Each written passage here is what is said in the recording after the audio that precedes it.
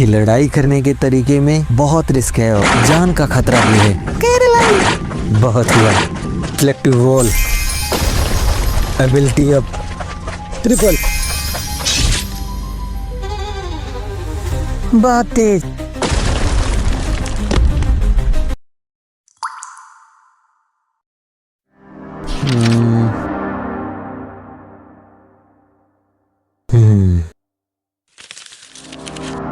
Sophia, लोगन, Caroline, इनका बचपन दुख भरा था। स्पेशली हमारे नए लेफ्टिनेंट का स्वागत है। मॉर्निंग। Good morning. तुम्हारी डेस्क हमेशा की जैसी ही है, आज तो पहले से ज्यादा साफ है। हाँ? स्टेला, तुम्हें थोड़ा मेहनत दिखानी चाहिए। मुझे बताया कि मुझे क्या करना है। मैं हूँ कार्ला, मैनेजमेंट डिवीजन से। उन लोगों का आपस में मेल मिलाप हो जाता है और उनको असाइन किया जाता है ग्रुप 10 की ट्रेनिंग के लिए। और उन पहले से ही प्रिपेयर करके आ चुका है, सारी जानकारियां जो उसे चाहिए उसके पास है। वो वहां से निकलते हैं ग्रुप 10 के पास। और हाँ? तुमने फाइल्स पढ़ी हो तो तुम्हें पता होगा सोफिया के बारे में। हाँ, वो बड़ा अजीब था मेरे लिए। उसकी माँ हमारे यहाँ काम करती थी। उसे जन्म देने के बाद वो मर गई। क्लूडर परिवार ने उसे अपनाया। चूंकि वो एक नौकरानी की बेटी थी तो हमारे घर में उसके लिए कोई विशेष जगह नहीं बन पाई। जब वो छोटी थी उसके लिए ये सारी चीजें बुरी थी। मैंने अपनी तरफ से सब कुछ करने की कोशिश की, लेकिन तुम्हारे जाने के बाद चीजें और भी गड़बड़ हो गई। वहां से जाने के बाद दोबारा जब मैं घर पहुंची, मैंने उससे पूछा क्यों ना तुम हमारे साथ चलो।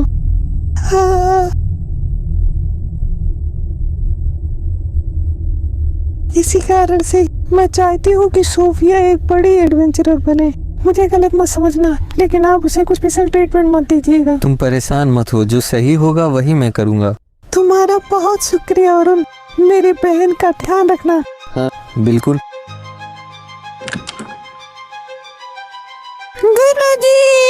और उन ग्रुप 10 के चैम्बर में पहुंचता है। वहाँ सब बहुत ज्यादा एक्साइटेड होते हैं। वो लोग बैठते हैं, आपस में चर्चा चलती है। सबको पहले से ही पता था और उन एज अ मास्टर उन्हें ज्वाइन करने वाला है। फॉर्मेलिटी से हटकर बातें आगे बढ़ती है और उनसे उनके एडवेंचरर बनने का कारण पूछते हैं। बारी बारी से सब बताते हैं। सोफिया अपने बहन के जैसा बनना चाहती है और शायद इसी रास्ते में उसे उसका गोल मिल जाए। लोगन को चाहिए ढेर सारा पैसा, क्योंकि उसका पास्ट बहुत ही गड़बड़ था। उसके गांव में जमीन अच्छी नहीं थी, वो लोग बहुत गरीब थे। थोड़े मोड़े पैसे सबने इकट्ठा करके लोगन को दिया और उसे यहाँ भेजा, तो लोगन उन सबके पैसे वापस करना चाहता है। वहीं केवल लोगों के चेहरे पर मुस्कुराहट लाना चाहती है। एडवेंचरर बनके मॉन्स्टर को मार करके सब लोगों की मेंटल स्टेट को और उन अच्छे से भांप लेता है और उसे पता चल जाता है कि कौन किस लेवल तक जा सकता है। तभी कैरोलाइन का नाम बहुत बड़ा होता है, इसीलिए उसे निक नेम पूछता है। उसके पास कोई निक नेम नहीं होता तो वो उसे निक नेम देता है कैरो। उसे देखकर लोगन भी एक्साइटेड हो जाता है और वो भी अपने लिए निक नेम मांगता है और उसे लोग का निक नेम देता है। और सोफिया को देखकर वो उसे सोफी नाम रख देता है। और उनसे वो लोग भी उनके रीजन पूछते हैं कि आप क्यों एडवेंचरर बनना चाहते थे, तो वो भी बताता है मेरा बचपन बहुत ही तबाही भरा था, जिसके कारण मैंने बहुत सारे लोगों को गंवाया है। मैं नहीं चाहता कि आगे चलकर मेरे साथियों के साथ फिर से वैसा कुछ देखने को मिले, इसलिए वो ताकतवर बनना चाहता है। वो लोग आगे अपनी ट्रेन को कंटिन्यू करने के लिए पहले रेड के लिए जाते हैं।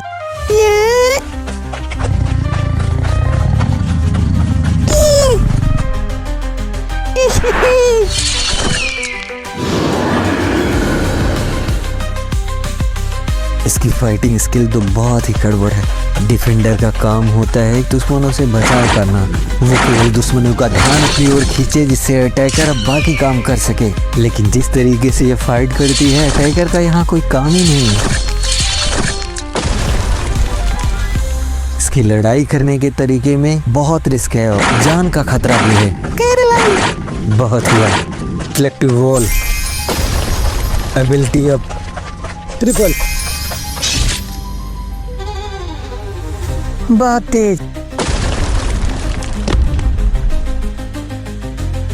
कैरल, जब तुम लड़ाई करती हो तो आसपास भी तुम्हारी नजर होनी चाहिए। ये मेरा कुछ नहीं बिगाड़ पाएंगे, इसीलिए मैं बेपरवाह की तरह लड़ती हूँ। क्या मतलब है तुम्हारा?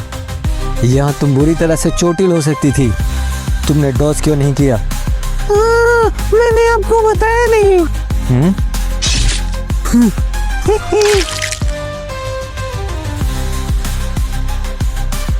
क्या कर रही हो तुम?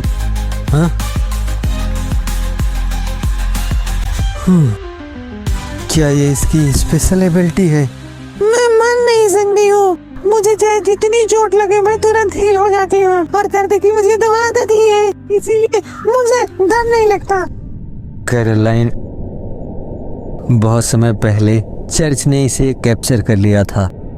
इसके इस्तेमाल से पुराने ईविल को वापस जिंदा करना चाहते थे। उन्होंने गांव और शहरों पर हमला किया, अपने वाहियात एक्सपेरिमेंट के लिए इंसानों का इस्तेमाल किया। उस समय की वो सबसे बड़ी क्रिमिनल ऑर्गेनाइजेशन थी। 2 साल पहले उनकी एक बेस को नष्ट कर दिया गया। यूनिट 1 से एल्बर्ट इसे रेस्क्यू करके लाया। उससे पहले चर्च ने इस पर बहुत सारे एक्सपेरिमेंट किए, इसीलिए क्योंकि इसके पास सेल्फ हीलिंग एबिलिटी थी।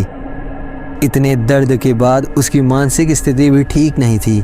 क्लैन के बहुत प्रयासों के बाद थोड़ा सा सुधार जरूर आया और इसने एडवेंचरर बनने का फैसला किया। लेकिन जब एल्बर्ट की मौत हुई, जिसने इसे बचाया था, वो घाव इतने गहरे थे जिसकी मैं कल्पना भी नहीं कर सकता।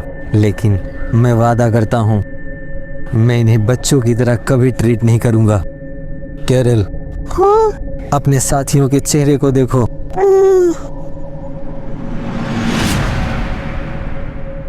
क्यों? उनकी मुस्कुराहट कहाँ गई? क्योंकि तुम्हें तकलीफ हुई। लेकिन मेरे घाव तो मर गए। हाँ जरूर, वो हील हो गए, बावजूद उसके वो तकलीफ पहुंचा गया। जब तुम्हें चोट लगती है, मुझे, सोफिया और लोगन को भी तकलीफ होती है, क्योंकि हमें अपने साथियों की परवाह है। इसलिए जब तुम्हें चोट लगेगी, वो चोट हमें भी लगेगी और हमारी स्माइल चली जाएगी। क्या तुम यही चाहती हो?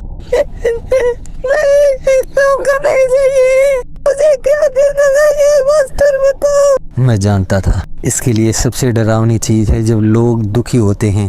तुम्हें ऐसा करना है कि तुम्हें चोट ना लगे। अगर मैं ऐसा कभी नहीं करूंगी, लोगों की मुस्कुराहट नहीं जाएगी ना। प्लीज कैरल, प्लीज प्लीज मुझे मत मारिए मुझे प्लीज। कैरल, परेशान मत हो, कोई तुम्हें नहीं मारेगा। कोई कोशिश भी करेगा तो मैं उसका मुंह तोड़ दूंगा। सब बढ़िया है, परेशान मत हो, सब ठीक है।